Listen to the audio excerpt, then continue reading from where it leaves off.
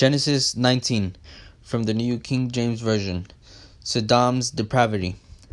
Now the two angels came to Sodom in the evening, and Lot was sitting in the gate of Sodom. When Lot saw them, he rose to meet them, and he bowed himself with his face toward the ground, and he said, "Here now, my lords, please turn into your servant's house and spend the night and wash your feet. Then you may rise early and go on your way." And they said, "No, but we will spend the night in the open square." But he insisted strongly, so they turned into him and entered his house. Then he made them feast and baked unleavened bread, and they ate.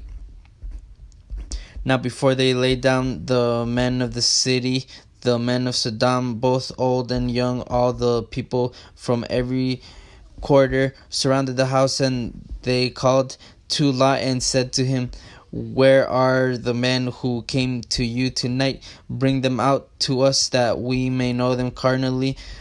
So Lot went out to them through the doorway, shut the door behind him, and said, "Please, my brethren, do not do so wickedly.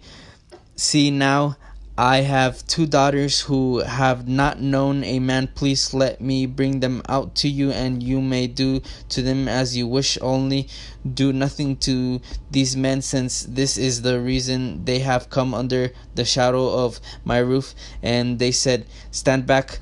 Then they said, "This one came in to stay here, and he keeps acting as a judge.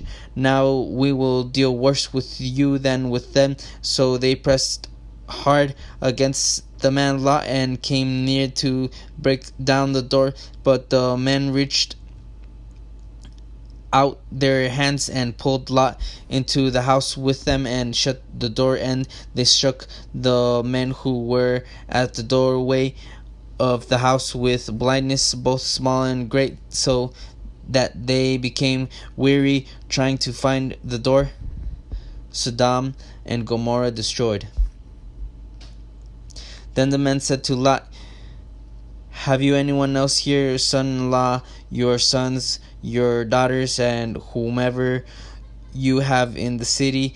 Take them out of this place, for we will destroy this place, because the outcry against them has grown great before the face of the Lord, and the Lord has sent us to destroy it." So Lot went out and spoke to his sons-in-law who had married his daughters, and said, "Get up, get out of this place, for the Lord will destroy the city."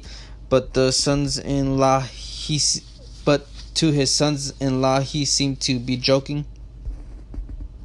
When the morning dawned, the angels urged Lot to hurry, saying, "Arise, take your wife and your two daughters who are here, lest you be consumed in the punishment of the city." And while he lingered, the men took hold of his hand and his wife's hand and the hands of his two daughters, the Lord being merciful to him, and they brought him out and set him aside the city.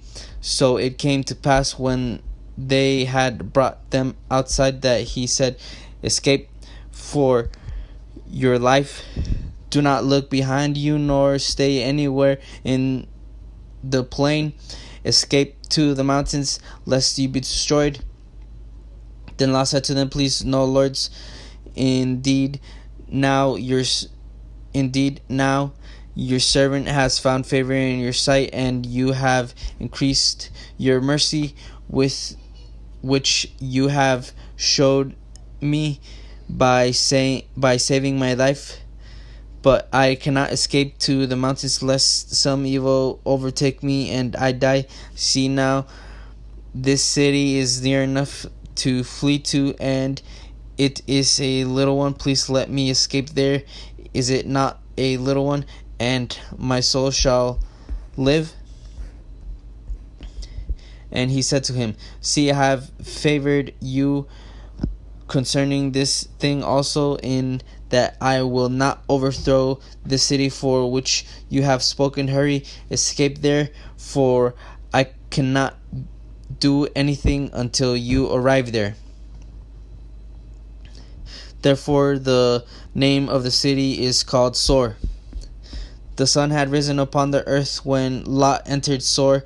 Then the Lord rained brimstone and fire on Sodom and Gomorrah from the Lord out of the heavens.